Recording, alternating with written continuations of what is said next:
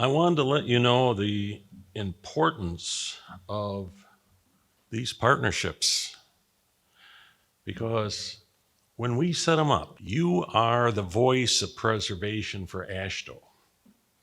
And anything that comes out of preservation is going to come out of here.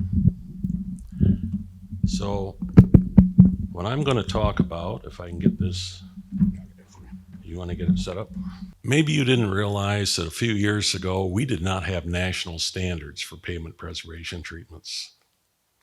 And what I meant by national standards, there were no AASHTO specifications that were current that talked about any of these treatments that we do. And so there's been an awful lot of work in the last few years to bring these standards up for approval. And I know that many of you in your states, you have specifications, you're using specs, but are these specs really the top of the line? Or do you have to go back and maybe revisit them? And one of the things that's happened over the last few years, there's been a little bit of research. One of them was this 1437, which was for chip seals and micro and fog seals. But research really doesn't do you any good unless you implement it. And that's really what I'm going to talk a little bit about, this whole implementation effort, which is NCHRP 2044-26. NCHRP has an implementation program. So it takes this research that's been done, and through this 20-44, they actually implement it. And that's what this is all about. And so this 26 is the project number, and the project number was really the implementation of these guide specifications for the chip seals and the microsurfacing and fog seals. We have the project, I'm the PI and Neil's the co-PI, but we're also working with the Emulsion Task Force, and it's a cooperative effort, really. And there's about 60 people that are members or friends of the Emulsion Task Force. Some of them are here today. Would you stand up if you're a member of the ETF? Just stand up for a second. Yeah, well, there's a few more people, but out of the 60, these are really the movers and the shakers. I mean, these are the folks that put this stuff together. When we're talking about specifications, I want you to realize we're not talking just about construction specs. We're talking about a specification package, which is really your design practice, it's your material specs, it's your construction guide specs, and your quality assurance specs, or we could call them standards, doesn't matter. I'm going to ask you a rhetorical question because I kind of know the answer. How many agencies here really have full-time inspection on your preservation jobs? Okay, great, there's a couple. How many would say they have at least half-time inspection? Okay. One of the things that you may want to look at, and this is a suggestion, take a look at the quality assurance spec because there's some real good stuff in there that's going to maybe help you get better jobs. And you know, like they say in real estate, location, location, location. When we're talking preservation treatments, it's about selection, selection, selection. And that means you've got to pick the right pavement. So all of these specs that I have up here, and I mean we have them for almost every treatment, or we're getting close to having them for every treatment. They had to go through a laborious process, and the approval process is pretty long because I'm not going to go through this, but it takes 1 to 2 years to get a specification approved through AASHTO. And then it takes longer than that to get it published, it seems. These specifications are available for you now. And for chip seals, if your chip seal doesn't look like the picture on the right-hand side, then maybe you're not doing it exactly right. And what do I mean by that? What's a chip seal made out of?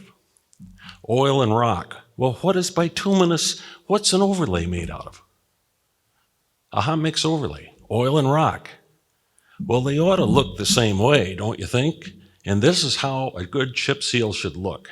Now, if your chip seals don't look exactly like that, take a look at the specifications below.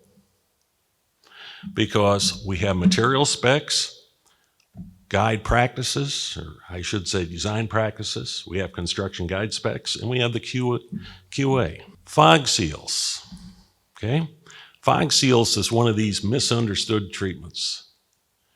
And what do I mean by that? They're usually done wrong. They're usually put in the wrong environment. And yet, they're an outstanding treatment if we use them properly and we put them on a new chip seal, or we put them on shoulders that we have a tendency to forget about, because who wants to spend the money on shoulders, right? Or who has some money to spend on shoulders? So if we do a fog seal early on, there's a lot of benefit. Let's go down to microsurfacing. Microsurfacing is an ideal treatment. Problem is that we tend not to use it the right way. One of the things that could really help us, and it's in these specifications I'm talking about, get your mix design done by an accredited lab. Because an accredited lab is going to give you a proper mix design. Then after you get the mix design, you've got to calibrate your equipment. So it's extremely important. It's like a cake recipe, and then you got to mix it properly. So think about that. This stuff wears like iron if we use it properly. These specs, you can buy them from AASHTO, and they're the proper, correct version. Or you can get the draft that we submitted to AASHTO for approval off our website. And these are drafts. Technically, they're all the same. Format might be a little different. But take a look at the specs. They're out there and they're posted. And not only these specs, but we're also starting to put best practices on the website. So you can read all about the specifications and the proper way to do the work. Now let's talk about training. A lot of people maybe don't want to sit down and read the spec because, that's kind of boring. Spec, read it, and sit there and study it.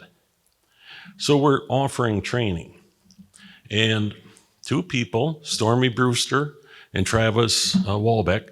Stormy, she will come into your agency and provide training for you on what changes may be needed in your specification.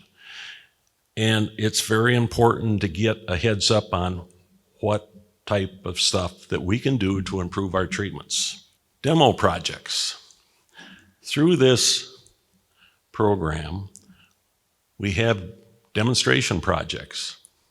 And we have a total of 28 across the country, but 8 of them are in the Southeast region. And you can see that certain states step forward, and I'm real happy to see that, in Arkansas, there's going to be a chip seal, and Sarah has moved that forward. In West Virginia, Vincent, he's moved a chip seal and microsurfacing forward. Virginia, Raja, he's moved chip seal and micro forward. And then in Alabama, Lindy has moved microsurfacing forward. I think it's really important that these states start to really pick up on how these treatments can be done and done right. Not just done, but done right. Because we saw an awful lot of horror stories up here not too long ago. We can see some awful looking jobs and awful looking pavements. We got to stop that. We got to stop it. Mississippi has stepped forward, done a micro in one district, and done a chip seal in another district. Graham Clark and Alex Milliton, they've done a great job. And I got to give credit to Larry Tompkins. Larry Tompkins has done an awful good job pushing the demos forward. Finally, I just want to thank some of the volunteers, because without the volunteers working with these demo projects, we wouldn't have success.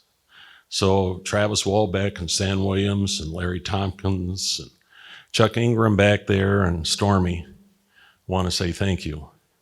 So with that, you have some questions or comments. If anybody wants to do a demo, the tent is still wide open.